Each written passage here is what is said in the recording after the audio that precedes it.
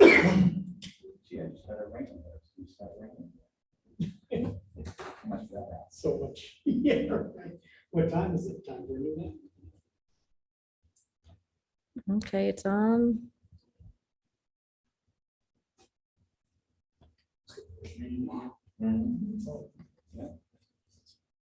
We are live streaming, and when you're ready, Rich, we are ready to go. I'll hit record. But I think we can start. All right. Wanna start? Go ahead and do it. Okay, this is the regular board meeting of the Waterville Valley Board of Selectmen for Wednesday, 13 April 2022.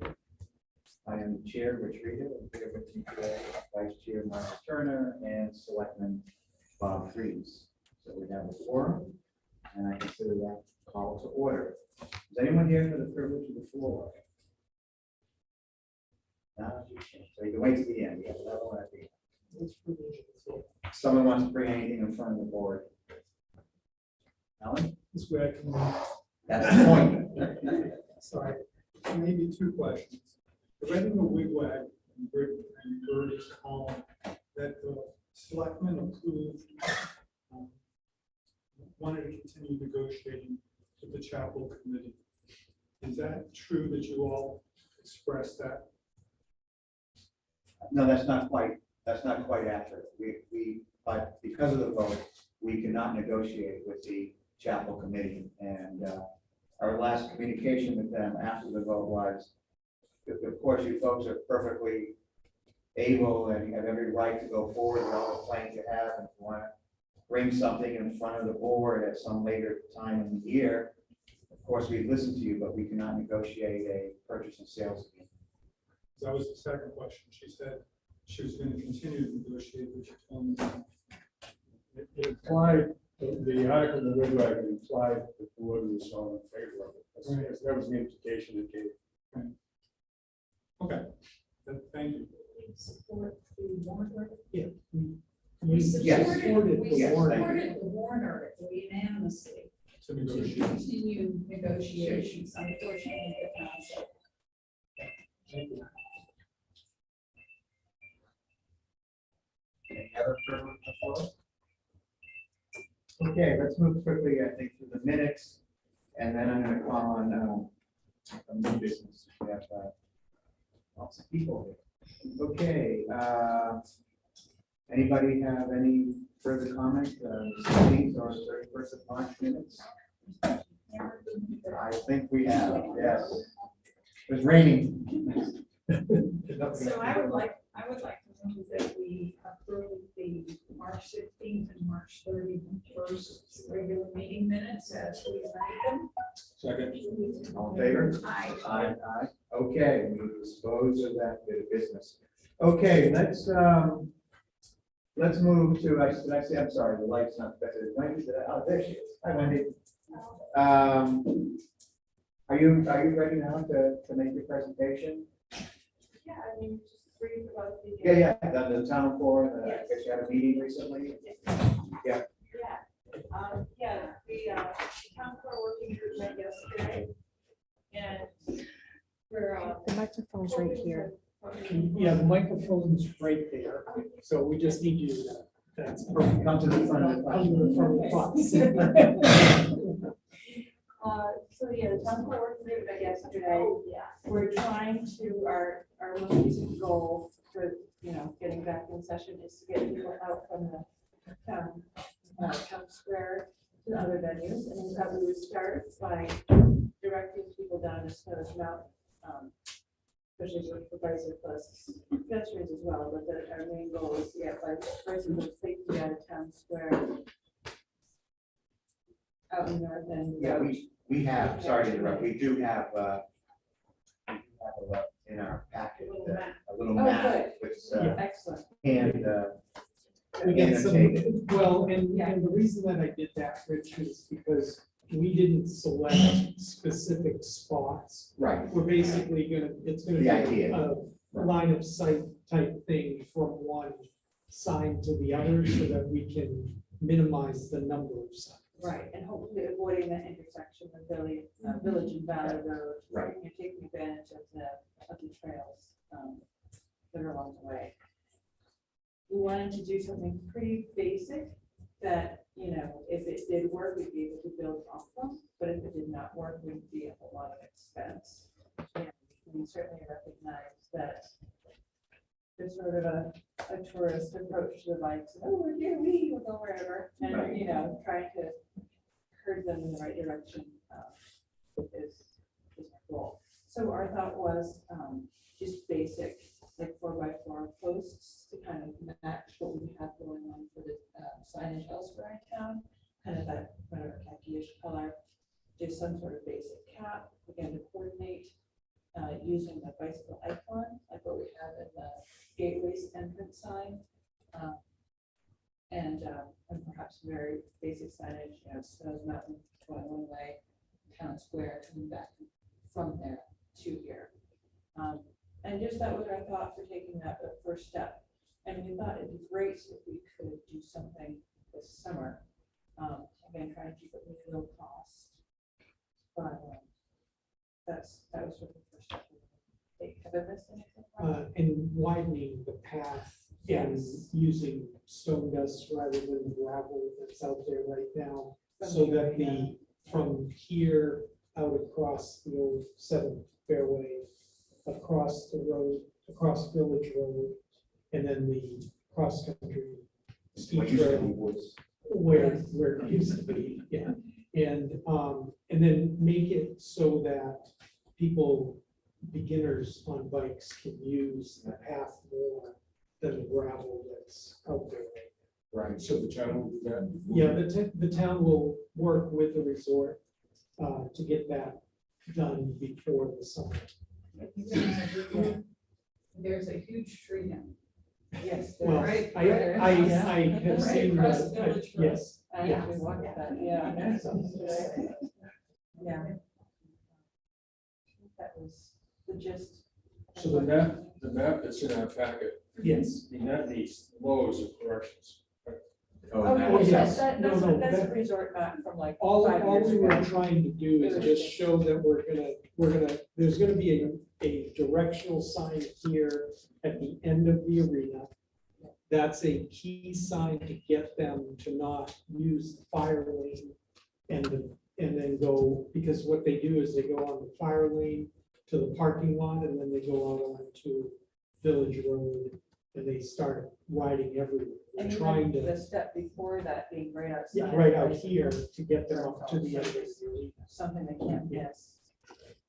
So this was just schematic, it wasn't intended to be. You know, I just had Exactly. I had a pad of them like 5 years ago. And we needed something to whatever, draw on. Do you know if we have assurances yet from Tyrell that there will be a path through there? That cross-country ski trail, according to Tim, is going to not be interrupted by any construction.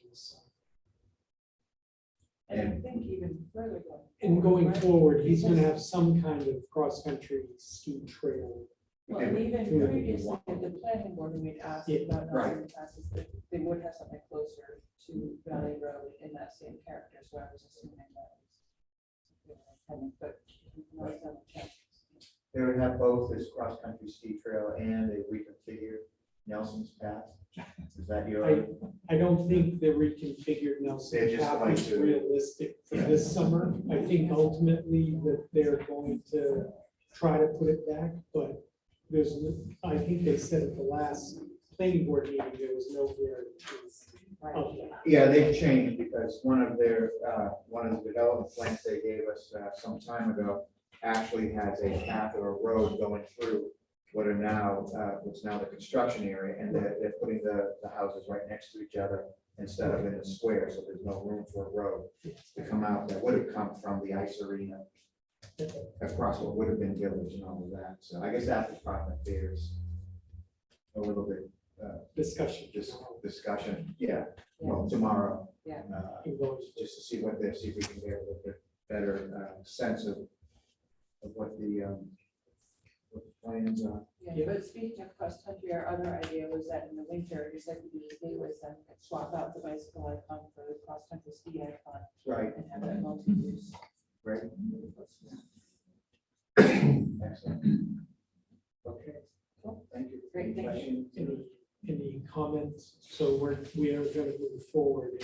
I would, did you need a vote on that? or No, just, no, I don't think general we need to agreement? vote, but Yeah, just as long okay. as you're in agreement. We're also getting a sign down by the library. This time we talked about, the one with that needs- Yeah, down by the library, library, yeah. yes, we will, it's Remove it. it's already kind of falling Right, apart a little bit, so we need to get that house down. I think. Yeah, we just need the Little more directional one trailhead for a little before more the library. trailhead. When we're doing this, we need to get that out of the ground. Yeah. Great. Thank Thanks, you. Wendy. Thanks. Thanks. Thanks, Wendy. Wendy, are you gonna hang around for a bit? Okay. Oh, okay. It's a rainy day, that's right. Nice and warm in here. Half the town is here. No donuts and coffee. No donuts and coffee. If I can. Wait, you got another. Oh, I'm sorry. privilege. It's difficult for us to really hear with backs turned. Is there some way you can adjust the speaker? To the speaker. Oh, to the speaker. No, not to where about it. Okay. Was it you can't hear us or you can't I hear? couldn't hear, we couldn't Speakers. hear Wendy very well. Well, Kim, when you come up, could you stand off to the side here? So we can face the- Use your teacher Teacher voice. voice. I'll scold everybody. Thank There you. you go. Thank you. I forgot to mention, there's one thing I wanted to bring up to my fellow board members and the minutes. I'd like to consider changing it from Board of Selectmen to Select Board, one word, going forward in all our documents. Something to think about going forward. So, because all our minutes say that, it just clicked in my head earlier. But let's think about that and we can discuss how to do that. Let me go to Kim right now, I think, since she has a presentation. Kim, Thank you you. are up. I'm up. I didn't expect to be up this early. So I'm excited for that. Is this okay to stand here and yell at you? Can you hear me? Okay, great. So we have some survey results and I like surveys. I think they're really interesting. I think it's difficult to make decisions as a community unless we know how people are feeling and leaning.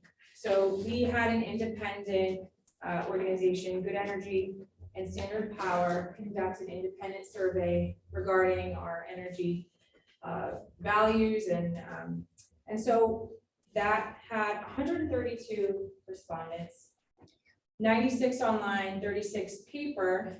And if you turn with me to the very first page, I'll just quickly, second page. So the pie chart here. So who took the survey? You might have seen me obnoxiously chasing me down at the meeting, at town meeting. That was me. Several people took it online. Quite a few, the majority took it online, but I did hand out a lot of paper surveys, and I think it's a pretty representative sampling. So 98% of the people that took it were homeowners, 2% were businesses. I think that's probably fairly accurate. We don't have a ton of businesses here. Thank you for what you do. So 87% of the people who took the survey were owners, 4% were renters, 9% not applicable. And then the age range, half of the people that took the survey were between 41 and 65 years of age. And then we had 36% were 66 plus.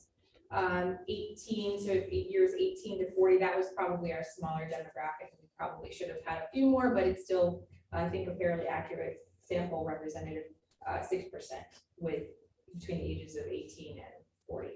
I won't tell you where I fall in that category.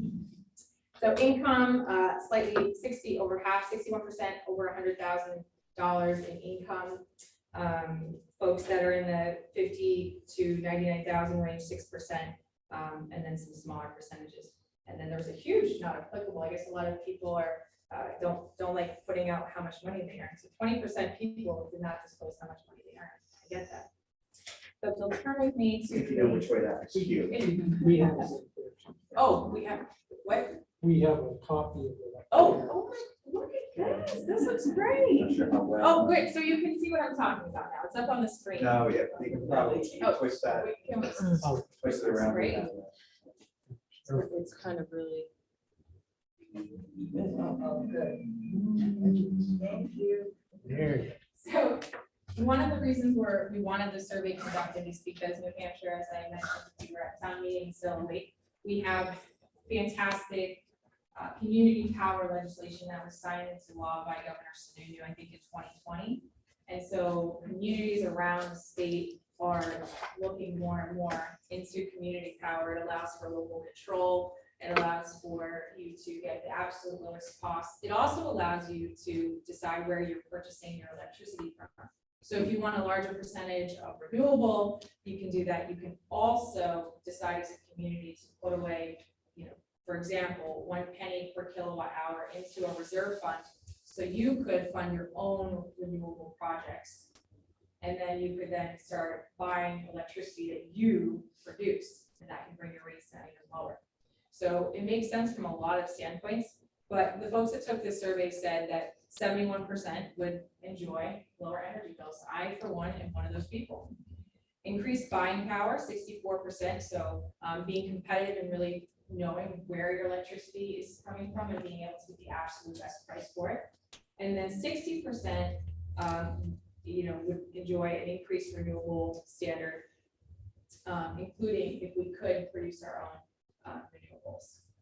So local control over electricity costs, 54% of people who took the survey said, hey, I want local control over electricity costs. We know that we're entering a time period in which electricity costs are going to continue to rise up. So if we as a community can get out in front of these rises and have some infrastructure in place, I just should be turning my back. No, That's no. okay. Thanks, son. I can hear you. Okay, You're a so. good teacher, boy. So if we get out in front of this and we're starting to produce our own electricity, that will benefit our community and our ratepayers, because we won't be dealing with the fluctuations. We'll have predictability over our energy future.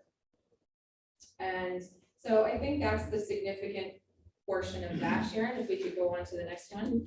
This is really encouraging to me. So if you look at this, you'll see overall the pie chart is 83% green. And so are you interested in adding extra renewable energy into our electricity supply? So in various forms, 83% of folks said yes, and I'll go into those subcategories.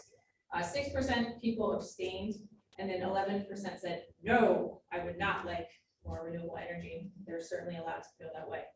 But overwhelmingly, the town felt that they are interested in adding renewable energy in our electric supply. So let's take a look at what this means. So the largest category, 45%, I would like extra renewable energy if I could still pay about the same rates that I pay now. And that's totally understandable. I am one of those people. I don't really want to pay a lot extra on my energy bill, but do I want renewable energy? Yes. I want the electrons that we produce or that are coming from renewable sources. 27%, this was really encouraging and I felt very generous. I would like extra renewable energy and I'm willing to pay a little bit more. So maybe if we were going up maybe 1 or 2 cents per kilowatt hour, there's 27% of the people who took the survey that are willing to pay more. And then this got me really excited. I was jumping for joy when I saw this. I would like all 100% renewable energy and I'm willing to pay more.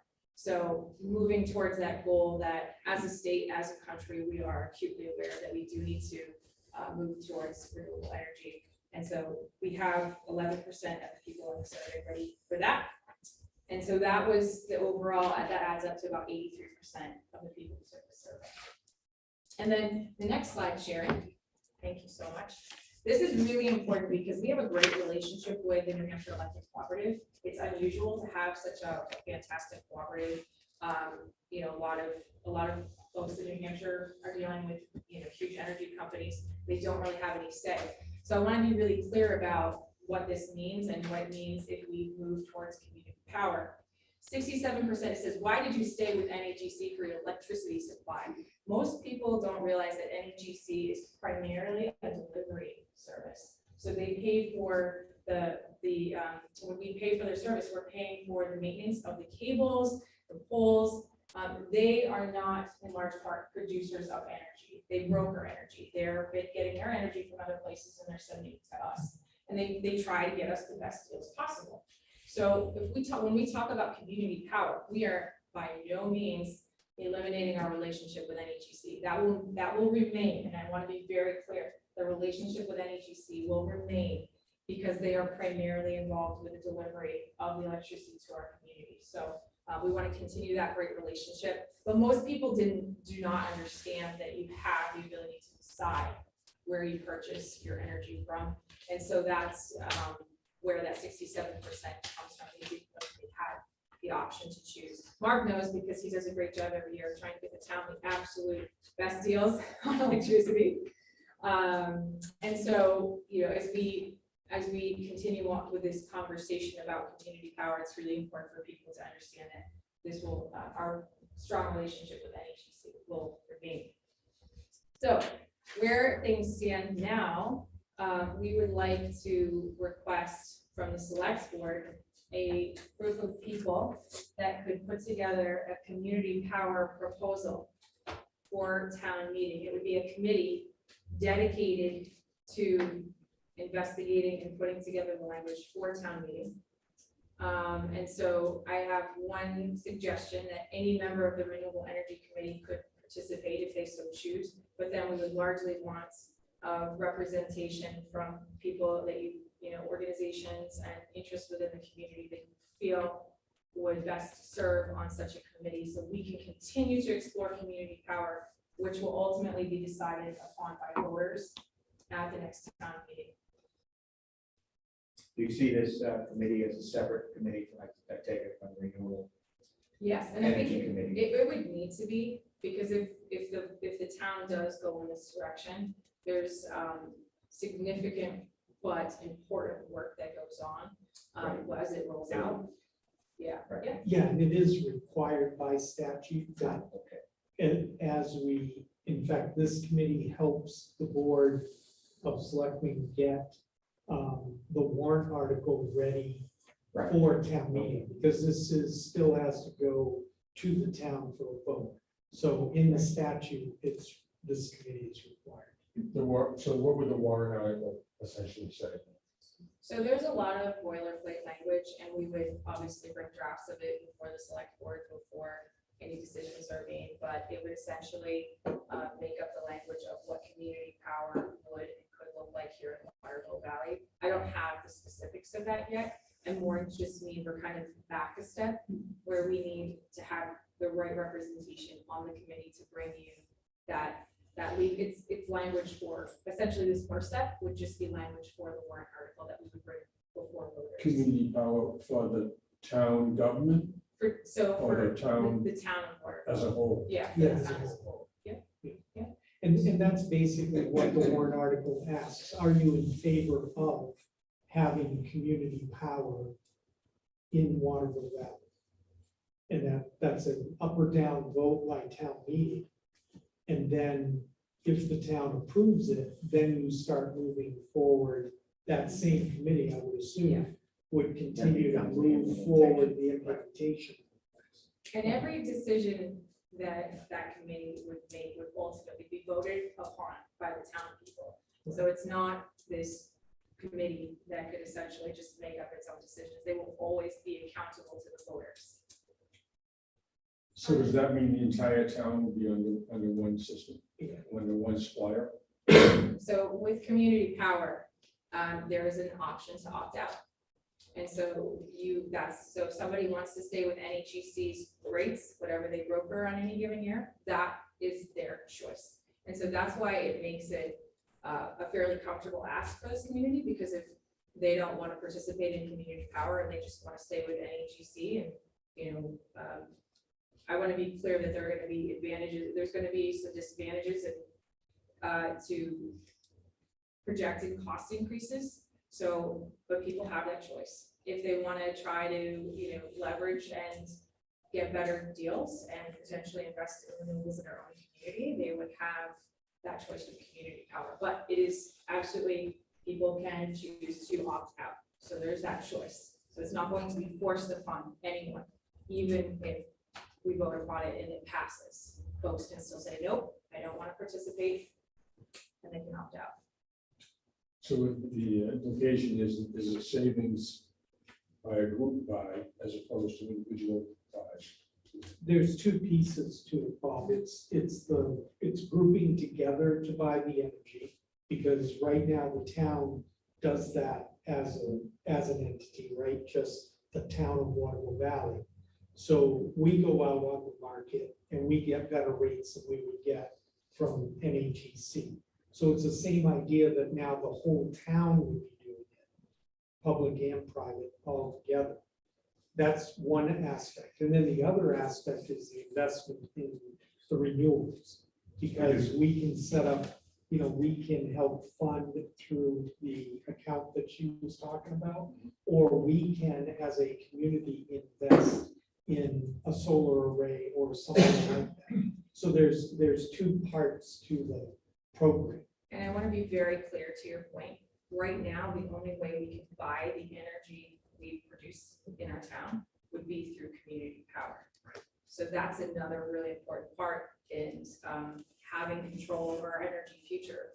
We do want to have these projects, but if we're not able to reap the benefits of them, it's kind of pointless. So this is one current avenue, pretty much the only avenue that I'm aware of where we can purchase the energy that we're producing.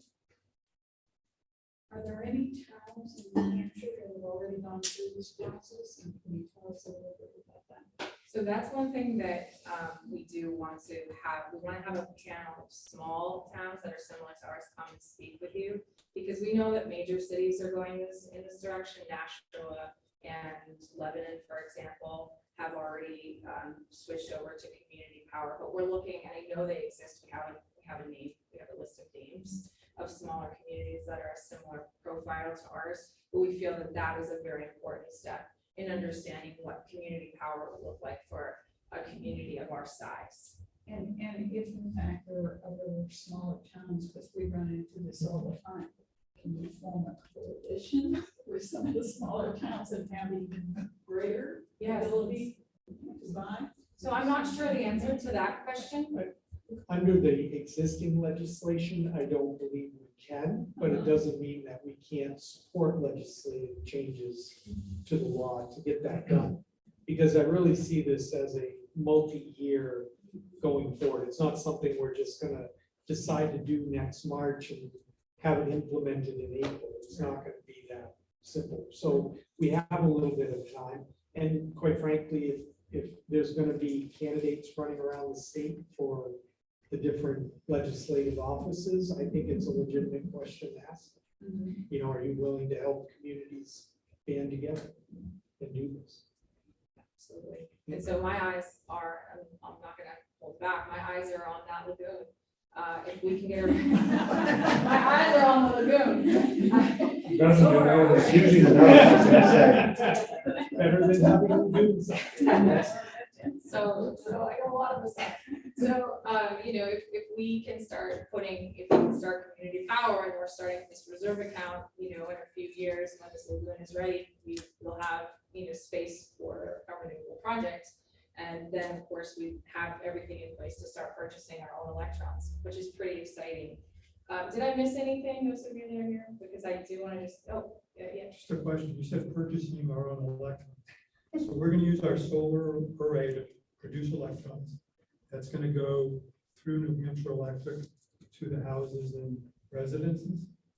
So I'm not an engineer. I'm not entirely sure how it works yet, that component. I'm not sure, we know we don't have net metering, huge net metering capacity right now. So that's a question I'm not able to answer right now. And then Alan, on the co-op, so the co-op owns the distribution system. Right. So even if we do community power, you would, if we did it, you're gonna receive two bills, right? You're gonna receive a power bill and you're gonna receive a distribution system bill from the co-op. The power bill will come from the community power group, however that's structured, and we don't know yet how that would be structured.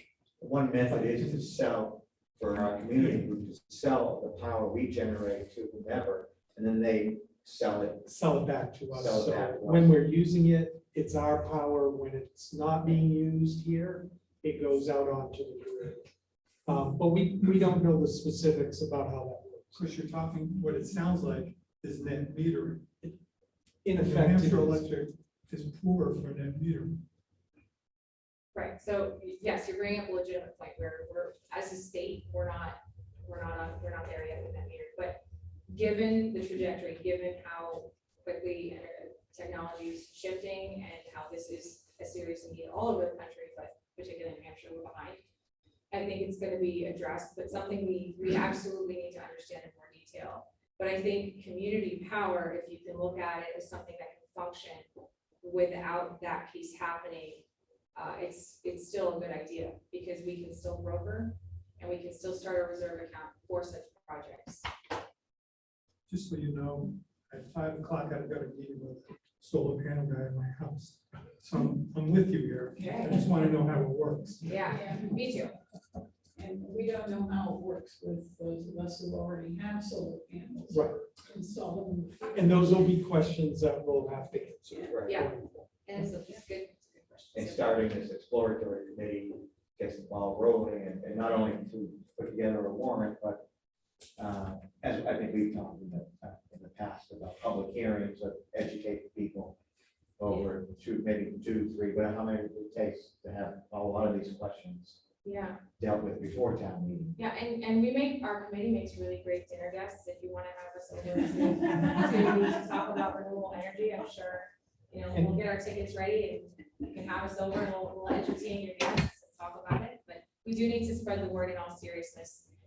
So I did want to just quickly, the other sort of low hanging fruit that keeps coming up, and I mentioned it yesterday in our town forum, is the conversation around EV charging stations. So Linda, do you have a few minutes to talk? I can say like quickly what our challenges are, but you know a lot. Are you okay to speak? Sure. Okay. I don't know, most people. So most people know we have one dual port electric vehicle charging station installed at Windsor Hill condominiums. It's private to the owners and their occupants. And just some history, it's getting used. We started with 2 owners, now we're up to 12, which is about 10% of all of our owners. Last year we used, well, since we put it in, 6,000 kilowatt hours, which is about $1,500 worth of electricity. And our busiest time, you can imagine, is ski season. There's times where both chargers are being used. We do face in town some stumbling blocks, as we know, in terms of places for the municipality to put electric vehicle charging stations. There really isn't. We certainly can't do it downtown where the town is. The town hall is, there's no room there. There's no room in the school or the rec center or the race center, so, or the library, there's really parking here to do it. So, we have to look for a public-private partnership and get the town ready. We've reached out to a lot of businesses, but it's a new thing and everyone's hands are full with COVID. I think when I look at it and say, like, what can the municipality do? It's to plan for EVs for the future. We know they're coming, and I tell you, I get calls regularly from people from all around the valley or people who are stranded we've had, right? That, we got to charge. So data shows that sustainable weekend tourism models promote EV use. So what can we do? Support the charging stations through planning and policy tools. Things like define EV charging is allowed in zoning tables and ordinances, so people know we're thinking about it, we're planning ahead. What are we going to do? Where we want to put them? You could add incentive zoning for EV charging stations or pre-wiring in exchange for developer incentive. So we could say things like, well, maybe you have fewer required parking spaces, for example, if you're going to put in EV chargers. This is for private people. We could require conduit in new parking lot projects. So when they're planning, obviously it has to be all but ahead of time, and also help enforce EV only parking spaces, which thank you, public safety, they do already for us. Does anybody have any questions? I can only observe that we are at the cusp of a very good time to do that with all the development that's going down in the village core, and how that should be integrated into the plans of the development. that we can move forward with these type of incentives. But I've yet to see any language on any of these projects on EVs at this point. I don't think we've seen it. Have we? Let's ask Linda a question.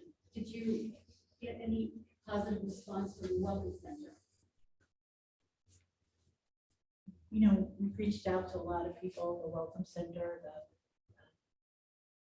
athletic club, you know, the Craig at the golf course. It's just, you know, we need to put something in place so people are thinking about it and they have an incentive to do it. And the organization, the mountain ought to be behind it, WVRA ought to be behind it, the town ought to be behind it. You know, rather than, I mean, I think it's good to reach out to individual businesses, but also we need a sort of a group buy-in, I think, from each of those organizations that they all think it's a good idea. And you mean not only the village core, but up at Yeah, the sure. here. Yeah, sure. Lots of parking there. I mean, it's not just residents, it's people that come in and stay at the inns. So I think one of the challenges is that unless it's on a large enough scale, the businesses that do have them are going to be inundated with that sort of EV traffic. So I think there's some challenges unless it's done on a wider and more publicly available scale, from what I understand. And it does take management, even with our two, it takes management. There's people that, you know, don't hang their cord up and they leave it to get run over or frozen in the winter, you know, they lose their card, and it does take management. It isn't just, you know, set up and go and you never look at it. Does anybody know what the cost of one charging station is? Windsor Hill put in our one dual port charger with Blink. They supplied the hardware and the software for free, so we're in agreement. The whole thing, we rolled it in with a trenching project that was already happening. It was under $2,000 for installation. And the person who uses it pays for the electricity. So And it takes management, you know, somebody's got to be there, and we had to put up extra signs. We put up a solar light, so it has extra lighting. It doesn't cost us that way. So someone pulls in, they get charged 39 cents per kilowatt hour. So we all know, I don't know if you know, New Hampshire Electric Co-op right now is 18 cents per kilowatt hour. And that extra that's what Blink gets for giving us everything for free. And like, now is the time. There's got to be some entrepreneur in this town that says, we have a huge demand. We have a huge demand here. Let's get the supply. They can make money on it. We just need the space to So put it's it. a third party that actually pays for the equipment. Yep, for us. We interviewed probably at least 10 different EV places, you know, EV installation people. And we went with Blink because it was the least cost to the association, which, you know, if you're an association, you cannot spend any money because nobody has any money. Yeah, I had a question about whether there's been any movement towards standardizing chargers, you know, because you can charge a Tesla with a Ford charger. The ones that we installed they're not the Tesla specific ones. You can charge anything in them. They're universal chargers. There's a question back. Has anyone talked to the mountain? I mean, they've got all those parking lots, and I am sure, I see Margaret. That there could be a place up there that they could have just charging stations. They could be. Yeah, but you know what, Cindy, they're not ready to commit yet. I think, you know, I'll never speak for Tim Smith, but what he has said is, yes, he's in favor of electric vehicle charging. He realizes how important it is. It's just not the priority. And it does take a certain amount of infrastructure, you know, especially if you're going to put it in those parking lots. You got to run conduit. That trenching is the most important. It's expensive.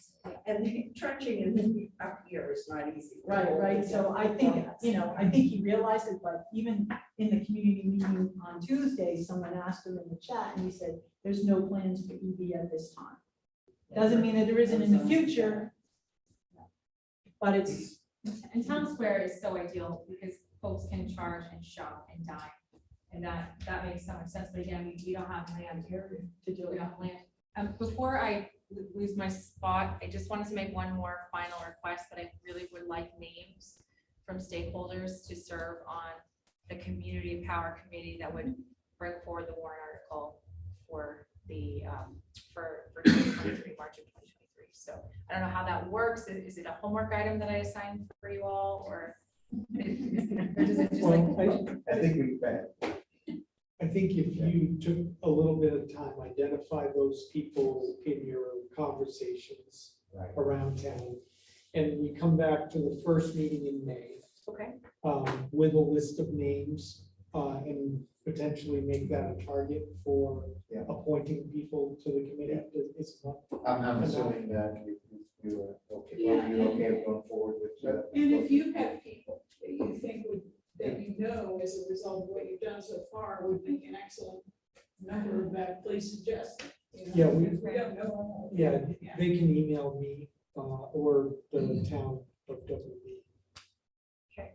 We'll put those, I'll email you those things. Yeah, and the other thing, I got a homework assignment for you, would be to do some investigating with the other towns Yes. on the zoning provisions that they have in their zoning ordinances about the incentives, or however they're doing it. You're talking EVs or EVs?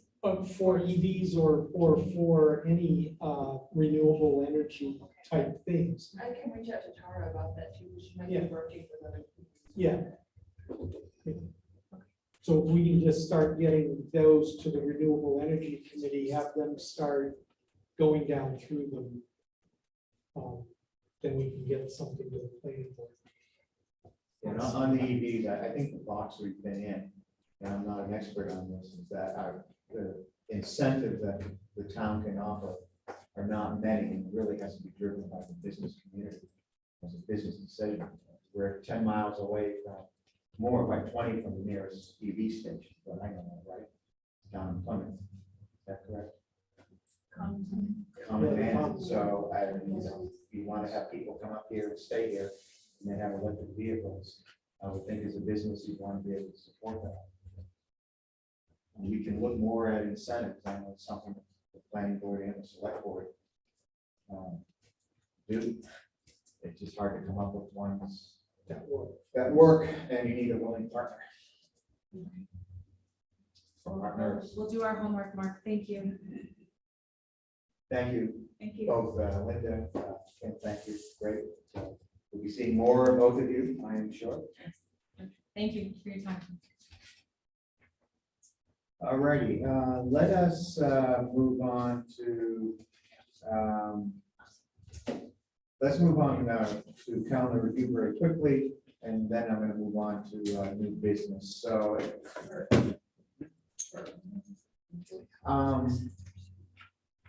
let me do one other thing before you, Mark, thank you, because I don't want to hold up, there's one other question here, town board attendance, I think, that several people here would be interested in either joining the discussion or at least hearing the discussion, and that is, I've become somewhat concerned that on the statutory boards that the town has, the planning board, the CBA, the Conservation Commission, I'm just a little concerned with the continued use of Zoom for members, either full or alternate members. I think it's been expressed to me on a number of occasions that there's concern about making sure that we have a quorum at these meetings, and we have to have a physical quorum. The emergency order for COVID, it was lapsed, almost, I would say a year ago, almost a year ago, so we have to have the members actually physically present to have a quorum. No longer can have a quorum virtually. So I wonder to what extent, and I know we have folks here, I see two chairpersons of two of the committees that I'm talking about. The use of, in particular, the town uses Zoom to have members attend meetings as opposed to physical presence. And I guess what I'm saying is, I think I want to stop that. But I'd like to hear what you guys say. Yeah, I think it would be, sorry. No, well, yeah, probably so that we Yeah, can, so we can. so we get it. So we And can get you recorded, so Right, that right, when yeah. people come, Yeah, it's definitely concern. I know there've been a few big projects that come up to the planning board, and we've just week by with a quorum, and it's nerve-wracking every month. And we need to be able to assure those who are putting proposals before us or submissions, whatever, that we can handily, under time constraints to get these things done. And on the one hand, I hate to limit anyone who might have a really valid reason to not be able to attend, but on the other hand, I don't know, it's something I agree, I kind of like to discourage. Here, as the chair of the Conservation Commission, the other statutory Yes, so responsible agency. I Forward. tend to agree with Wendy. We haven't had that issue in the last meeting. I think everyone was physically present. I prefer it that way anyway. So I'm all right with being Zoom.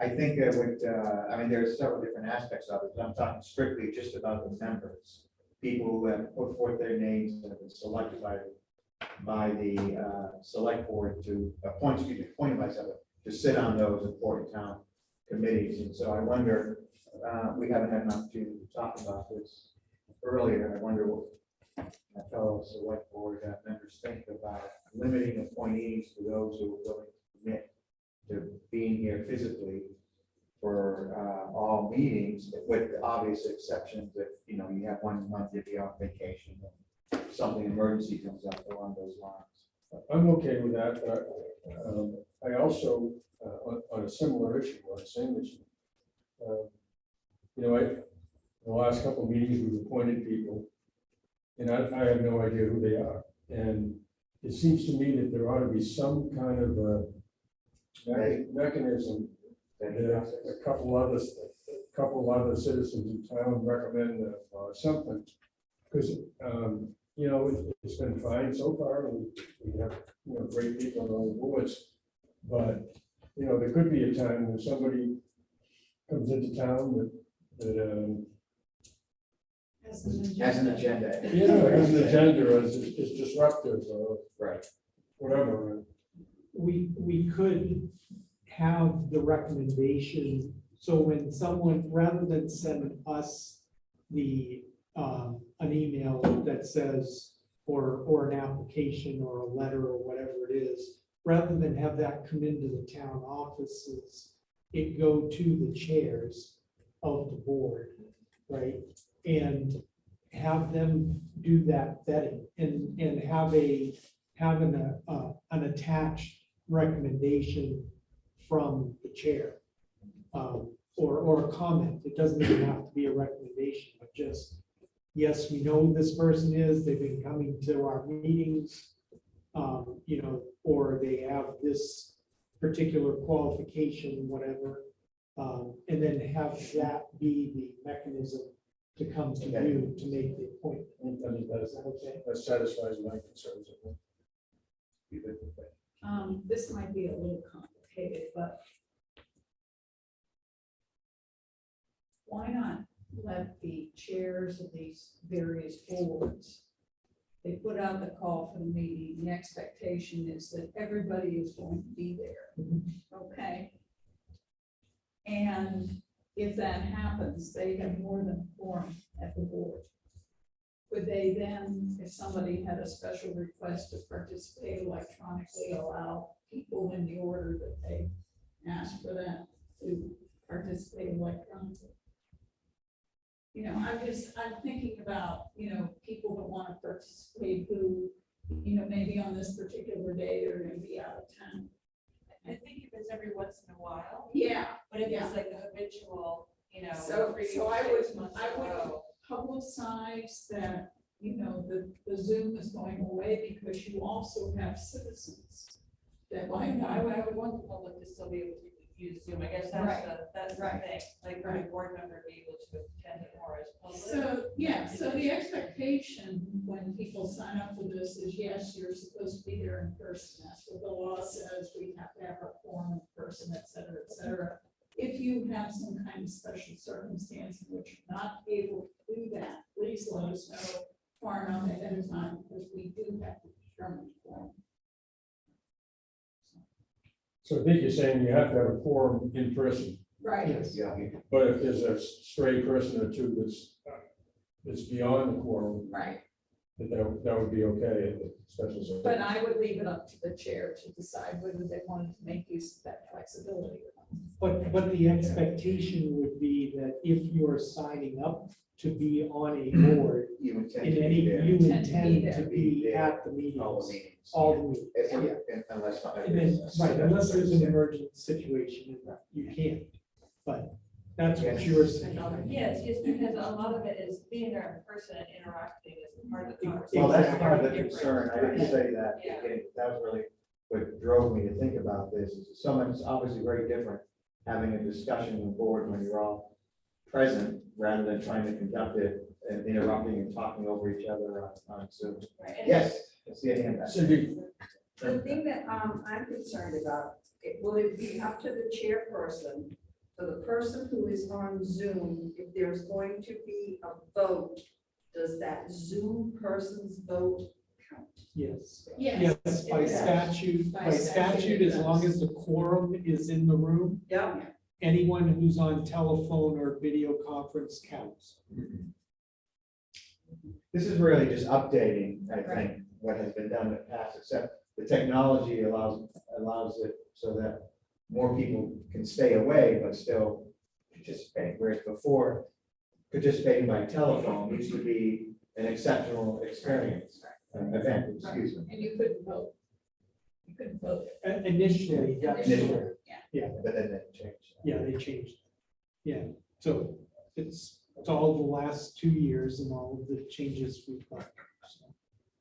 So. So I guess going forward, does the board concur with that approach to appointing applicants to statutory boards? Very good, okay. And let's not start till May. I think we already have a meeting tomorrow for the planning board. Let's just go forward with as we've done. No, I think especially because people have got used to it, we have to kind of leave them off a little bit. Yeah, maybe tomorrow at the planning board, we could raise. Yeah, I know. Raise this. It is a little nicer to be sitting in the computer with pajamas, coffee, at 8 in the morning, attending a planning board meeting, and getting out in the middle of February, getting in the car. Okay, great. Along that line, just since we're talking about appointments, there is an applicant in front of us, Morgan Dean, for planning board alternate. Any thoughts? I kind of twisted your arm, so I am very. Oh, okay. Well, we have a willing applicant. So you will attend. Right? What a deal. So I will make the motion to appoint Morgan Dean as an alternate member of the planning board. Do I have a second? Have a second? All in favor? Okay, thank you. Now to our patient department heads. And let's see, David? Well, first this time. All You right. are first. He wasn't You were ready. guessing. Mountain closed, so we're in a transition time for us, a lot of spring projects. And this is a good time for us to catch up on annual training as the nice weather and a little later light helps us out in that respect. You probably noticed there's a lot of building going on. A lot of trees coming down. A lot of trees, a lot of development, so we're staying on that. The Adventure Center approached me via email yesterday about they're just modifying the disc golf course, and it's basically just gonna be behind the ice arena instead of the old Fifth Fairway because of the construction. So they've kind of condensed their course. He asked if there was any issues public safety wise. I didn't see any with their proposed plan. Have you raised with them the fencing we're planning to put around the reservoirs as it relates to this? We haven't talked about that. No, not yet. We should be having and Pat will probably touch on this, we should be having a new public safety officer starting in the next couple of weeks. We'll have an opportunity to, I'm sure, to introduce all of you soon, but other than that, that's all I have. Number 8, right? Yes, Great, number 8. that's correct. Thank you for being a very supportive town. Made hiring very easy. This candidate's coming, he'll start the 18th. He's got over 10 years' experience. He's an EMT, he's a plug and play. Who do we steal from? A little, we stole him from the sheriff's department. Everybody's gonna hate me by the time I'm done here, because I keep stealing everybody, but we have a good agency, and we have a very supportive select board and selectmen and supportive town, so it was a long way, so thank you for that. He'll start on the 18th. Numbers, I think, 33,000 still coming into the valley in March, and then it's dead season to start. We'll see how April does. I don't remember what the other sign was. Let's say it was like 12,000. 18. Was it? I thought it was a little bit. Oh, less. no, yeah, Might 12,000. have been 12,000 Yes, yeah. by the other sign coming from the golf course in. Radar trail, you'll see that coming out soon. Now the weather's nice. I try to preserve the salt and everything. If you guys have any requests, please get the word out. We'll do it at 411 again. You request it on your road. Let us know. We'll put it on your road or your area. And for the record, speaking of roads, there is now no longer parking along Valley Road across from the golf clubhouse. We removed all the parking signs there. That's back to being no parking area. So because of the construction, because of the road work that will be going on, and because we're planning to have public hearings, more discussions among ourselves, and then public hearings of where to go with on-street parking, if anywhere, in the valley this year, so that perhaps we can propose something to the town. I'm sorry. No, that's perfect. Okay. We do have the chart starting, so it'll be good to start putting historical data down with regards to the traffic The signs, numbers. traffic counts, so, Great, get it. we're getting. Bob, Mark, anything for public safety? Okay, let's move on to recreation. Very busy recreation. Right now, we are, as we look at the rest of April, we are closed for Sunday for Easter and then for April 24th to May 1st because of the resurfacing of the gym floor. Just like to remind people of that. We also have our Easter egg hunt coming up this Saturday on Packard Field, so everyone pray for good weather. And we also have our wilderness first aid on May 14th and 15th at the rec department. This is an additional wilderness first aid to one of the AIA hosts, also at the rec department. We seem to have enough interest to support having these twice a year, which is great. Other than that, just looking at summer hiring, paperwork, training, all sorts of things, trying to get ready for that. We are anticipating the boats opening a bit earlier this year because we have a couple of bigger groups coming in. So we'll keep an eye on the weather for that. And that's about it for now. Summer camp signups going well. Yeah, they're going really well. We have, a few spaces still available, and we have some pretty significant wait lists in certain age groups. So,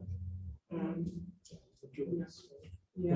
Last year, since I was town treasurer, we ended up refunding a bunch of money at the end of the season because I forget why. That was a really specific thing that we discontinued, but we used to offer, when we needed more incentive for people to sign up for camp, we used to offer a 15% off discount if people signed up for 6 or more weeks of camp in the summer. But because there's really no need for that, we discontinued that for this year. And the reason that we held off until the end of the summer was because there's a lot of movement.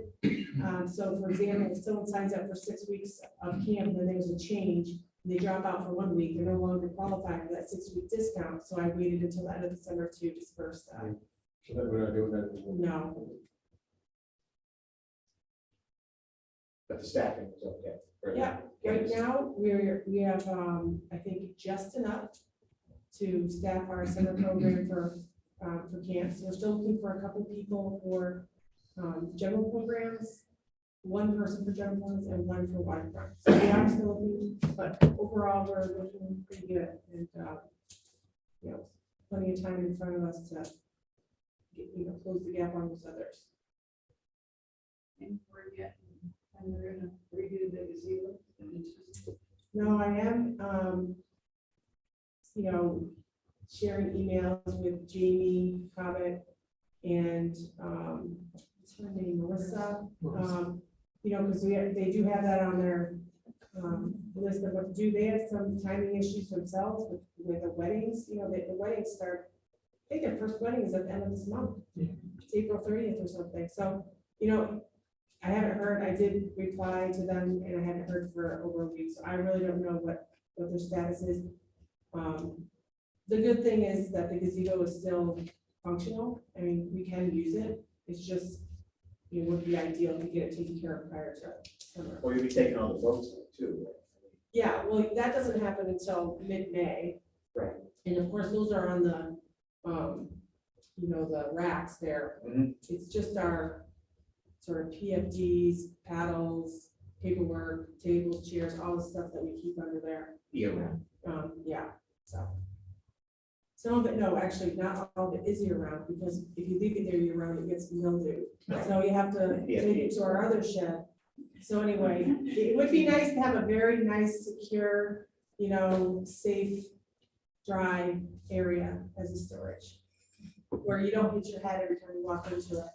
That's really one of the main issues, to be honest. Aside from I the- wouldn't have that problem. No, it's not me, it's even smaller people walking in and out of there. We'll get what we can for, what was it, 15,000? Right, so I am trying to work to coordinate that, but it's hard because we have two separate entities with different schedules trying to coordinate on this project, so. Anyway, I'll keep you updated. And you have a meeting tomorrow with the field person. Oh, yes, thank you for reminding me. We have someone coming out tomorrow to look at Packard Field to make some recommendations, to assess, our situation there, make some recommendations about drainage and what we can do to help the situation there in Packard. So, And that was money that was included in the operations. You put it in the. Yeah. so but we're hoping to get, something that can work relatively quickly. Margaret, Bob, you got anything? All right. Over to our road agent and Department Public Works Chief. It's shoulder season, so we can see what we need to do, but we can't really do a whole lot yet. But we've taken inventory of various infrastructure around town to come up with a list of repairs, if you will, and we'll start to procure some of the items that we need in order to do that, in specific headers on culverts and sewer manholes. There are some that are in pretty bad shape, so we're going to get on those. We did repair a culvert at the Village and Valley intersection, an 80-foot culvert, which was slated to be replaced during the road project. But I guess that's one that the contractor won't have to do. So, but that's all taken care of. And we just have to finish up on some of the headers on either end of that. And other than that, wait for the grass to grow. Bids due next week. Bids are due next week on the road project. That's right. We had a good turnout. It was 8, you said? We had 8 contractors show up. It was a mandatory 3-bid. Great. So we had 8 show up, and hopefully at least 4 of them will bid it. There was some discussion about starting and ending hours. Yeah, there was some discussion about that, and My feedback was that on that road that goes by so many residences, that an earlier start might be a problem, at least I would think so. 7 a.m. start. but that would be entirely up to the board if the board was to We're decide. supposed to do a vote on that. Well, We should, but we should. I think what Bob was referring to is the potential that some of this town construction work that the contractor may ask for an earlier start time at 8 AM on weekdays, which is when, which fits in with our noise ordinance. Not supposed to be any construction work between 10 PM and 8 AM. And a possibility of starting earlier, like at 7 AM. So we haven't discussed this yet. Probably we have time to discuss it a little bit more. I mean, not today necessarily, but over Well, time. But I just what we want to do say, need to do is, there's an amendment that goes out tomorrow for the bid document. okay, And if we can indicate, I mean, if The you're po- the not, possibility the exists. or possibility not. exists Okay, or I see. All right. not is the question. I think it works a lot easier if we just let it be for the time being until the request has been made, if there is a request made From the contract. from the Okay, so leave it contract. alone. Legal. Right, it seems to me it's gonna be a balancing act, right? If they're talking Correct. about it's gonna be cheaper, or we can do it in a shorter amount of time, if we can have an hour at the beginning and work to 7 at night or something. I just like to have more information. If we could, My own. if the selected contractor requests that, I think we ought to listen to what his justification for the early start would be. Right. And then take that and Balance it balance against. it Yeah, but against. if that's what you've already given the contract, I think it's kind of too late. It's already, They already, during the pre-bid, they were advised of the. It was 8 AM. We Yeah. told them 8 They AM. were, so they will be bidding okay. based on that, based on our noise ordinance. So, I think that if they do make a request, then, we can consider it and, go from there.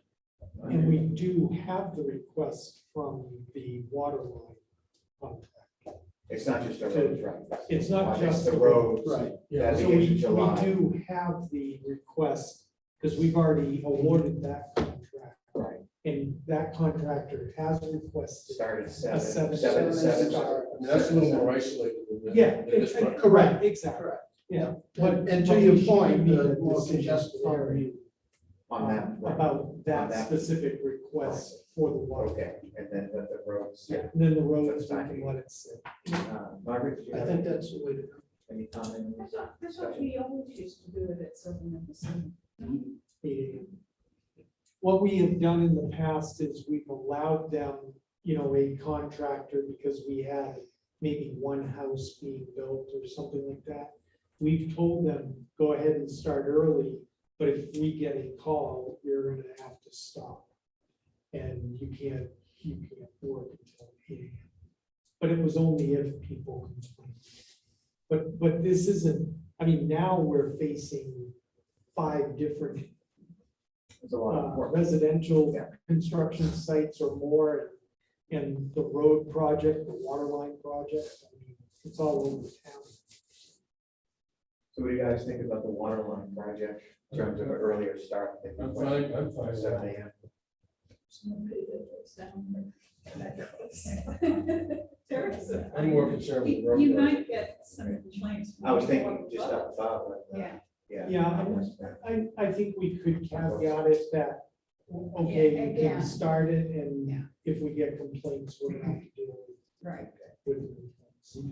So it's a conditional approval for that, Then we'll look at the complaints, right, if we get. right, if we get a complaint, we'll do. And probably, it's mostly the backup, the Backup And, alarms. yeah, the mandated by OSHA backup alarms, Oh, the trucks, you mean, yeah.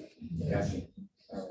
So do you need a vote on that, Mark, or should we just take this? Well, yeah, why don't we have? it in Okay, the great. minutes? So the motion will be to allow the contractor who is doing the water improvement project to allow him to start at 7 AM, an hour before the normal start time. A condition on the response or any complaints that we may get, that we would have to potentially reconsider that approval. And I think the other end of it, he's still okay, Oh, yeah, because nighttime. it's because you got the 10. Second. Second. All in favor? Aye. Aye. Okay. Anything else? You got, one hydrant, you got one hydrant in place in-house, and you have to order a second one for those two that are out of service. Well, there's the hydrants that go along with the water crossing project, which we have in-house. The other two hydrants are on order. Talked to the contractor, and he's looking at getting them the first or second week of June. At this point in time. What? Yes, since last November. I have a question that Jim or could actually also go to Brooke. Do we have a date yet for the town cleanup? Yes, we do, and that was, I missed that for that for accident. Right now, it's May 6th is the planned one, but we are flexible if that's it. Oh, no, I mean, I won't be here. Oh. It won't look good. I won't be here, so we're really. They're not gonna be here either. Gee, thanks, but Yeah, well, you know, that is the planned one. Last year we had two, I don't know if you remember. That's We had right. one in April because it had gotten so nice so early or something, but right now we're planning for May 6th. I'll let you know if that changes or if we had one. makes it. Jim, thank you for catching the West Branch. Oh, you're welcome. It's better than it was. Yeah. Well, For now, right? For now. For now. When does it actually start to break down? Is it winter weather or just constantly in the summer? Typically, it's winter weather, but it's the same, it's a wooden deck bridge with asphalt With the over it, and it's not compatible, two compatible surfaces. So, They don't stick. one question about the cleanup. There have, in a year or two past, we have had residents make brush piles on the side of the roads. Right. And it was like a one-day event, We stopped that, didn't we, for the last couple of years? I think, yeah. Although I don't know if everyone got that message that it Right. stopped because it was kind of like. Anyway, your question, I take it, you want to, Well, I'm Do we want pointing to do out, do we want to? Should we advertise that? Put it in the second row? the brush, people could, bring their brush out in the yard and put it along the sides for pickup on that day. I think you should. I ask think that. we should do it on the same day. Yeah, I think we should reinstitute. I think we kind of stopped it, if I'm remembering correctly. If we do it on the same day, then it's a lot easier on us. Yeah. So on May 6th, we'll have the brush pickup. So. All righty. And that leaves, Ellen. Super Dylan. So Mark had put in our comparison flow sheet for water and wastewater numbers. I don't know if you guys had too much of a chance to look at it. One of the small things that, looking at it briefly, is what really stands out is the water numbers. In the past, our water numbers haven't been nearly as high, other than 2019, which was a really busy tourist year. In the sense that obviously we had pandemic full effect of 20, and then last late winter, early spring was busy as well, but not nearly as busy as the beginning of this year. Coincide with that, there's one small error mark that I just picked up on the corrected, adjusted between 2019 and 2022. It's actually a positive 5.8%. Okay, See what I'm saying I'll there? check that. Yep. Again, with the additional usage comes additional runtime for the facility. So trying to baby it as much as we can is to get it limited by as long as possible. But other than that, Good news on the bypass. yes. We haven't. Wait a minute, Dylan has good news. Dylan has good news. At the last meeting. Last minute, I heard it spent $300,000 on nitrogen. This is, Thanks. this is. So. I had a call with our engineering firm, Hoyle Tanner, and a contractor, one of the contractors. yesterday morning. And one of the concerns that I had was how are we gonna be down for long enough to have the contractor come in, do the work to disassemble everything, have the inspection done, then reassemble everything. Because might not, looking at the job, doesn't seem like a lot, but it's about a week's downtime, which would have to happen again in order for them to make any repairs. So, speaking with the engineering firm, we came up with a means and method to bypass what we currently have, and it's going to be a permanent bypass that we don't necessarily have to use, and we won't be able to use during breakpoint season, but it will buy us time in case we need to make For the repairs. tank, you mean for the tanks, we can repair them, Correct. and they won't be using it when we don't need to use it, or if we are flowing the water through there. Yes, yeah, it'll just divert around it, which will save us a lot of hours of labor as well, instead of having to prepare for being down for extended periods of time. Because I had discussed it with Mark briefly, and we were looking at potential the next 9 weeks of not shutting it down at all, which hasn't been done as far as I know in the history of the facility. So we have chemical savings, we have personnel cost savings, and Electrical the stress on the Good. plant. So Good. it's So a come in good, at a good a fix. lower price for the Yeah. repair. Yeah. Hopefully repair. Yeah, price. and so that's the other question is I want to have the repair company, the fabrication company, up and look at where the tanks are oriented, just to make sure that we're not going to spend money to have them inspect them if they can't repair them. So that's the other side of the equation, but we want to make sure that we can get by this if we have to. So that'll save us quite a bit of money on that end. In the carbon aspect, don't have any updates on that yet.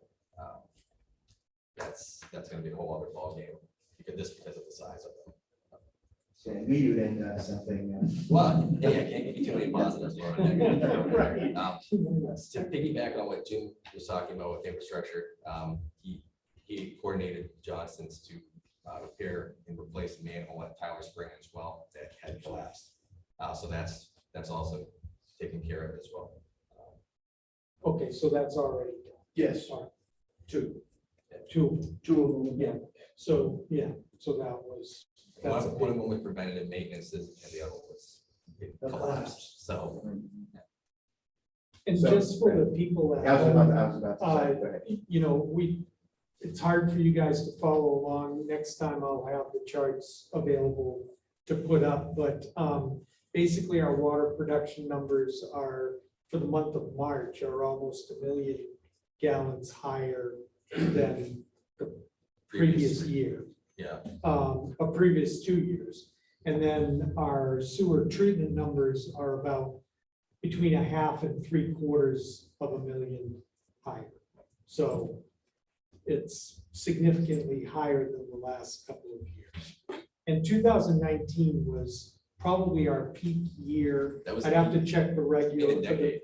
Yeah, That was- the peak year in a decade. Yeah. So, you know, we're back at getting near to the 2019 numbers.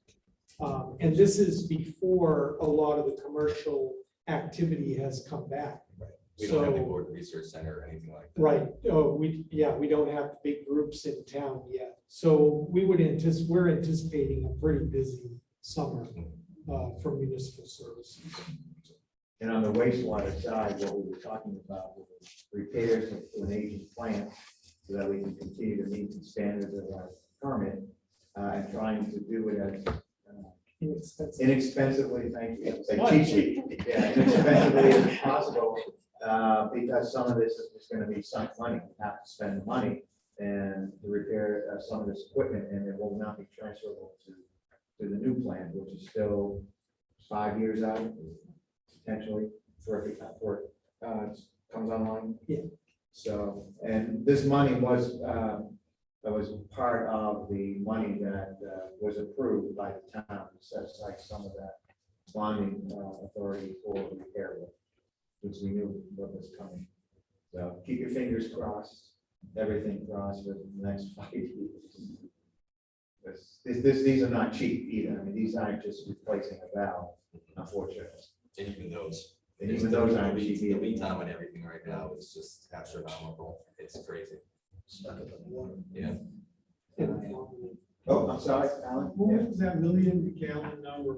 What is that as a percentage of normal use? I went from 3 million to 4, or a little over 3 million to, 30% more. yeah. Thank you. Margaret? All right.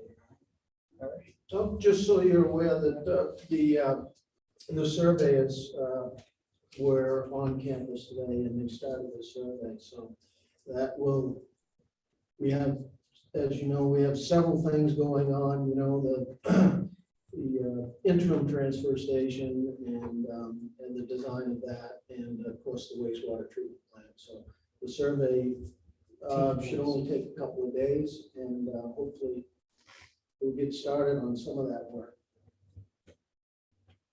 So, Thank you. Sure. Bye. I don't see Steve here. Where's my Do Yeah, good. See ya.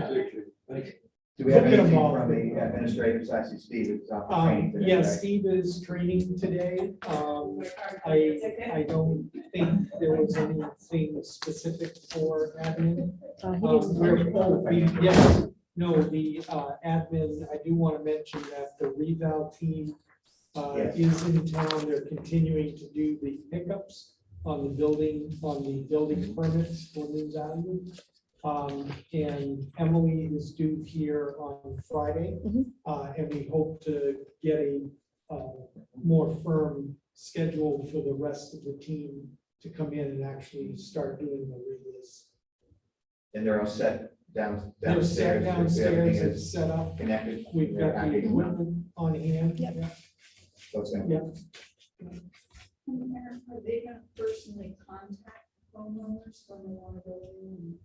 They'll be reaching out to those homeowners as, I don't, They'll set up appointments either Yeah. by door hangers or by contact. yeah, yeah. And then we've already set it up for the property management companies, for those homeowners who can't be there to get access to properties. We'll have some more info Friday Yeah. and speaking with her and face to face and. And water and sewer bills went out. And I have. The warrant. The warrant, Right. I have the, yeah, I'll talk about that. Okay, yeah, anything on the financials? On the financials, unless you have questions, there was nothing that jumped out at me as, nothing out No, of. fine. Okay. All righty, so let us do a quick calendar review. Our next meeting is scheduled for the 27th at 3 p.m. Planning board meeting tomorrow at 8 a.m. And that's it for the calendar. Okay, so let's see, let's go ahead and talk about the first quarter warrant for the water sewer and trash. Do you have a copy?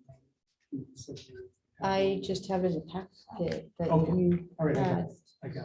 That was the only one I had. So I have a couple of pieces of information to share with you, just.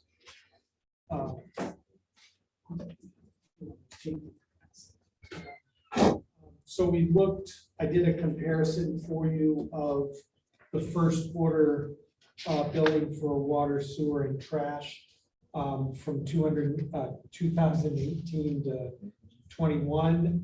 We're tracking right in line with our budgeted numbers. Judy and I looked at the 22, the bills that we are putting in the mail right now, and let's find those for you.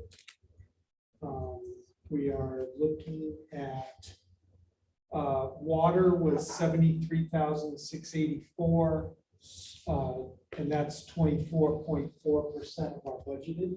So we're right on the track. Right. Sewer, $97,174, and again, that's 24%. And trash, $81,214, and that's 24%.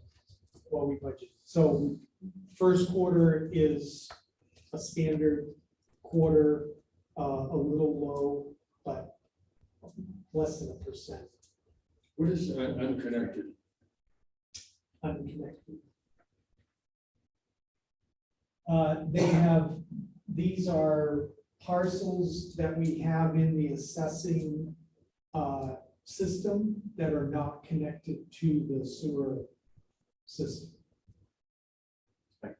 Folks who live on Snows Mountain, People on Snows Mountain, vacant lots, vacant lots. people out on West Branch and Branch Road. and River Road that have not connected. Yeah. All right, so I have the commitment summary for your approvals, so if we can get a vote and signature. Okay, let me get the right language here. I will make a motion to sign the water, sewer, and trash billing warrant for the first quarter of fiscal year 2022. Do I have a second? Second. All in favor? Aye.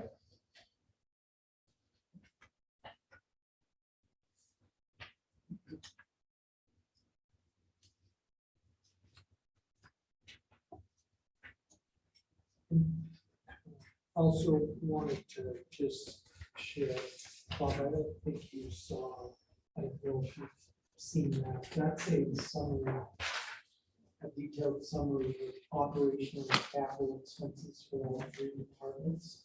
And we use that sheet to determine the fee changes that we need for this year. In January. So if you have any questions about that, just. All righty, the next item on the agenda is the request by Golden Eagle for the town to take over maintenance of the walkway between the end of their property, the bottom of the little walkway that comes out of their Sally Port down to the bridge.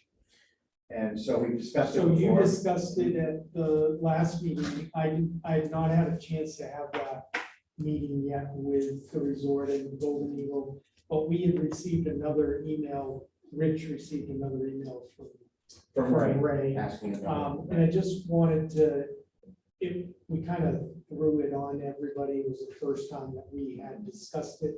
And I wanted to make sure before I have that meeting that everybody is still okay with, as we discussed last time, to try to work out an easement. Yes, I Type think of that's what we arrangement, asked you to. and have have a all three meeting. parties sign on to that. To an easement. Is that still okay? Yeah, and we're looking for a non-specific or a specific. It would Be. I think it, Well, we have to something. get it surveyed. Right. So if we're gonna make it a specific easement, there would be a cost associated Right, to do well, this that. comes, I see, Wendy is still here, this comes to the question, what else we have to survey around that whole area, the pond and Yeah. whatnot, given them some of the plans we have, construction going, which is a larger discussion. Yeah, I think, let's get the bids next week on the road project. We will know whether or not we're within budget, for the paving. Mhm. Right, and if we have a sizable amount left from the sign Mhm. and trail improvement project, right? We have a little bit over $100,000 Right. left in that account. And we could potentially use some of that for surveying, before we do any significant trail work or plan anything, around the pond. That would That makes a track lot of with what sense. the town core working group Yes. has been working on. Creating that around the point. Well, Yeah, yes, that's what hiking, we, hiking. hiking, Yeah, multi-use. called corporate path or what was it? No, And then it's Levitt's, Levitt's. Levitt's Right. Loop. Levitt's. Levitt's Loop. We have corporate pond, we have to have Levitt's Loop. But we have one. Mark, on the Golden Eagle, are we talking about maintaining the area that is on our property only? Or well, that's part of the discussion, but Yes. Jim and I have talked about it. It is virtually impossible for us to do any maintenance on that in the winter, which was the problem, right? It was the ice and all of At the that. bottom of it, right, like the, Well, it was actually the from whole, the end of the, yeah, where the railing is down Well, no, when the Golden Eagle contacted us, they were talking about the entire. Right. Wanted us to do the entire thing. Yeah, they Right, wanted us to right. do the entire thing. Right. It's virtually impossible. We can't, other than schlepping pails of sand up there, there isn't Yeah, anything we could do. then we're on a cross-country trail, Right. maintained trail, and, I mean, it's And that gets to the east. short of dropping in by parachute. It's hard for them to do it too, probably. Oh, I'm sure, and I don't think it's been maintained really. No, the main, there's been summer maintenance on it, you know, there's been gravel, it's been rebuilt when we did the trail. We built it up a little more gravel. We can definitely do that as we maintain the beach, we maintain that, we maintain the path down Snow's Brook. It's not a problem, but it's a seasonal maintenance item, which is impossible the rest of the time. The Golden Eagle has been maintaining that walkway, they put down salt and that kind of In the past, yes. thing. But just the paved part of it. is Just the not- paved part of it, not once the pavement is ended. Well, and really where the pavement ends is Is the really town. in the easement for the maintenance of the ski trail. So, the reason that we wanted to get the resort, Probably ends there. well, and the reason we wanted to get the resort involved was because anyone walking down from the Golden Eagle is walking in their trail, in the cross-country ski trail. So how much do you want to encourage people to do that? I wouldn't think that the resort would want to do that at all. It's heavily walked out. But it is. Even But the resort wants people to get to there. Right, but that's their balancing act that they should work out with the Golden Eagle. Charles, I think you know. Yeah, we walk this almost daily. Yes, there is the cross-country trail, but the cross-country trail is farther down. It's not, the trail is actually not up on the slope, it's down near the lower level. And what would make a huge difference in terms of just safety and security would be to extend, Norman did it a couple of years ago, the former Golden Eagle manager. He actually went out himself and ran that railing down another 2 feet. If we had a bit more railing there, the railing makes all the difference in the world. Once you get past the railing, if it's icy, it's really tricky.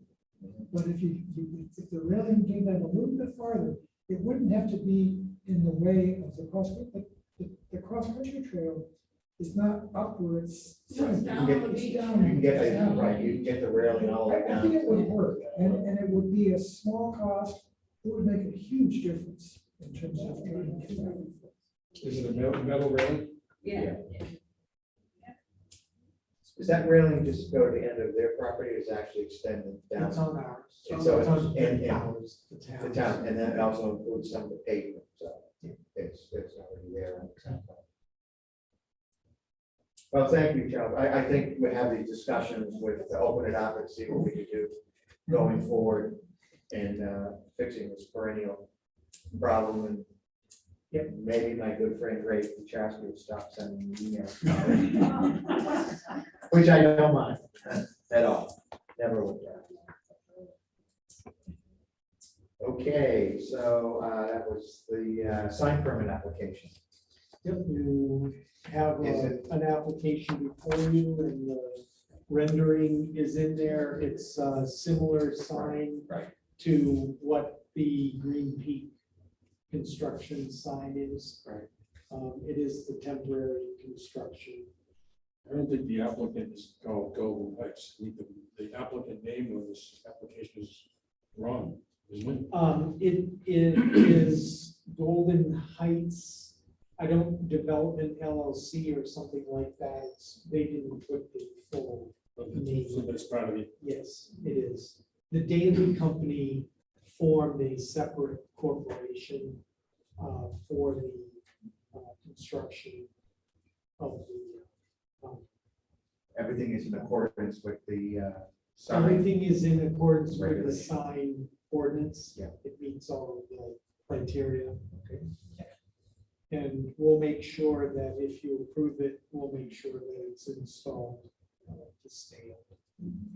Does the other sign, for the other project have a sales Yeah. pitch as well? We can no longer regulate what the sign says. All we can regulate is the size and coloring and Material. construction materials. Maybe location a little bit.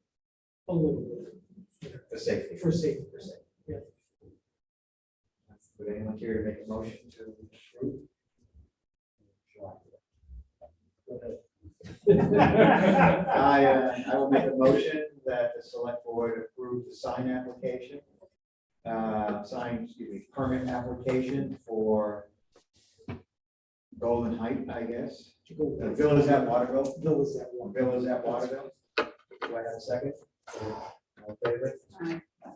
Yeah, I thought I was a bureaucrat on this board. Brad says Golden Heights. All right. Can I ask a question? Yeah, of course. In regards to that sign, what's the largest signs that you have? Some put up for construction? 3x5, I think. I have to look.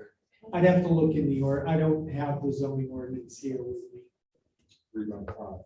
Well, no, it's bigger than that. No, they want 4x8 in this one. 4x8. Yeah, it may be 12, is it 12 by 12? Yeah, Yeah. 12 by 12, I think I looked is, last week, but I can't. yeah, sorry, I don't. I saw it's 4x8. But it is within, I did look at the ordinance when we got the permit application, and it is inside of the maximums in the ordinance. All righty. Shall we move on to old business? We've been doing some of that old stuff. Summer bloom funding. Still waiting for an answer from the board. Yeah. Any further thoughts about it? Yeah, the last time I think we brought it up, you guys wanted to look at it because we had just received it just before the meeting. Yeah, the request So you- was for 5,000 or 25,000? 25,000. You know, by the looks of things around town, it looks like he's already. They're starting It's to. not even without. Yeah, well, there are other sponsors. Yeah. So probably using whatever he's received. You know, looking at the budget, we've got $2,500 for administration, $4,000 for labor. So I don't know, do we have any idea what that is? Well, they maintain them during the summer. They actually go around and do the watering and all of that. So Kicking off. there's picking off.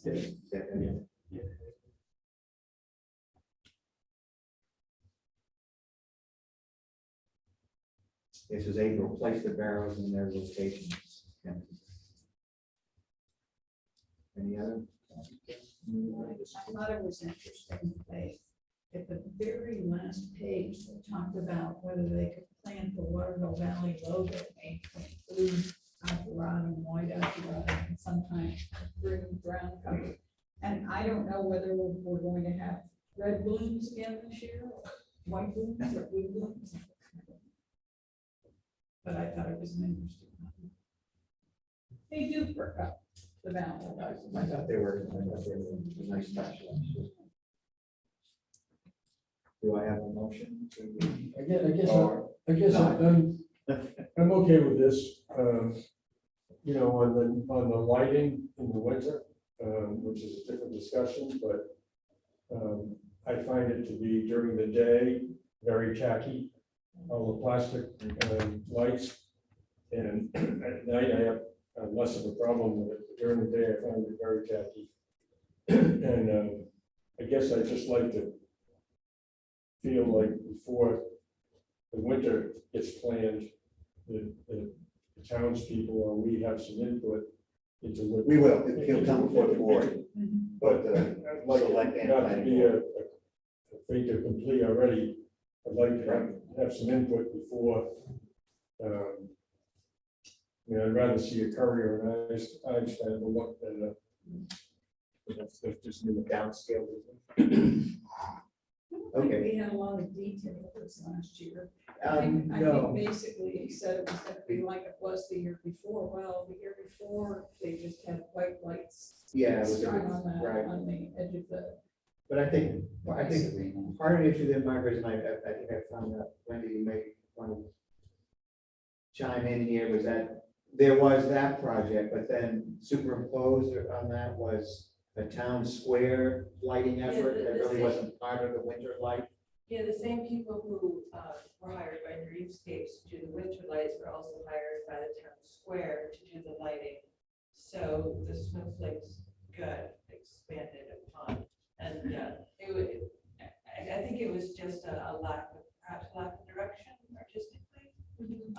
But a lot of people have spoken up, like Bob was saying, and hopefully between the merchants and the rest of the townspeople, come August, we'll start planning.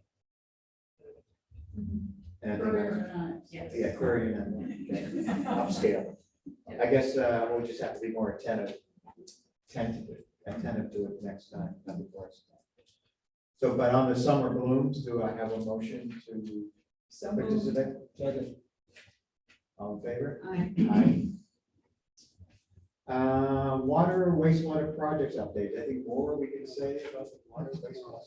Yeah, that's all we have. We're currently, everything looks like it's on track in terms of planning anyway.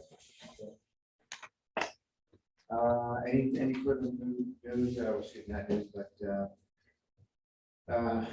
any information whatsoever from the resort on the shuttle bus agreement? All right, so we'll just continue to wait on, on the information that they said they will provide both to us and the Waterloo Valley Resort Association. Right, you haven't received anything that you. Alrighty, any board concerns? Activities? I'll just mention one thing, because I got a lot of blank stares when I talked about the existence of an asphalt product that snow would melt faster on. Evidently, that was a study that was done by Drexel University back in 2017, and it involved getting paraffin oil introduced into Into the mix? into the mix, and that in fact helped the snow melt faster. Oh, no And kidding. it was a freeze thaw type process, but I haven't seen anywhere that anybody has picked up on this and made it into a manufactured product. So, Right, it's interesting. yeah. Any correspondence to discuss? All right, do we have anything further? Privilege of floor last time. That's it. You can set. Was there anything anyone was expecting? Yeah. She's had enough. I just have a question. Please. Why are the village lights along this trail on during the daytime? And it's not just occasionally, it's like every time I walk. Yes. Does it start? Yeah. So we are. Well, we this are has been an changing issue, that. but, We're changing it to a timer rather than the photo cell. photo cell. The idea was a photo cell will control it. It turns out, as It's Margaret too dark. said, it was too dark and the photo cell didn't Never work as goes on. planned. I'll blame it on the photo cell. So we're moving to a timer arrangement there. I hope that will help. Any other questions? Yes, John? John Racine? I'll go first. Eric? Yes, today's not the right day to give you the recycling survey results. You're way too busy. So I will do it, not at your next meeting, because I will be here, but the meeting after. First meeting in May. Yeah, first meeting in May. Yeah, our next meeting is the 27th April. Right, so first The meeting. first meeting in May. I can give you the date if you need it. Okay. But yeah, I mean, are you guys okay with that? Yeah, that would be the 11th on my calendar at this point, although I wanted to look at that date, see if I want to move. But right now, it's scheduled for the 11th of May. The 11th and the 25th, I have two dates at the moment. John, you had anything? Sure, so it's a question about a trail sign, and the trail sign is right here at the bridge where this trail goes down and it's. Village Trail, Yeah, it's not in the ground, just kind of and it's hanging, been leaning. and it looks pretty. Tacky is the word. I like. Is there anything? I said, we don't. Is that our responsibility or who maintains I'll have it? to take a look, see which one it is. It's the one right here. Is it the corner. brand new one? No, it's the directional sign that's right at the corner of the bridge and Village Trail, across from the beach. Historically, we have not had anything to do with that. That's been right. It was pulled out of the ground and put those lights in. So who put the lights in? You mean the winter lights, when they put the winter They lights? put a in? footing in the ground, Yeah. big concrete footing. Yeah. It was right there. Someone pulled it out of the ground. Went ahead and put the footing, We put our lights lights in. in. Oh, when we put our trail lights, Yes. we'll take care of it. We'll take it. Because there's another one like that that's down out a little further along Village Trail, all the way to the bridge going over Snow's Brook. That sign too is just flat on the trail. Yeah, And that was leaning against the, yes, I know where. yeah. So the number of those signs, or a number of those cross-country ski trail signs around town are really in bad shape. Yeah. It looks like they haven't been maintained, or at least not fully maintained for quite some time. Okay, but we'll look at this one if it's because of our light installation, then we'll fix it. Thank you. We feel we have to be proactive with the wedding planners about the 10 o'clock. Just wait. We sent a letter. We did. We sent a letter saying that we are not predisposed, I think the exact language to approving anything beyond the 10 o'clock time as noted in the noise ordinance. Good. Awesome. All right, I think if we're done with the questions, I think we have a non-public. All right, thank you, everybody. Thank you. Thank you. Have a nice evening, next day. And so, at 4:45, going into non-public session. That's the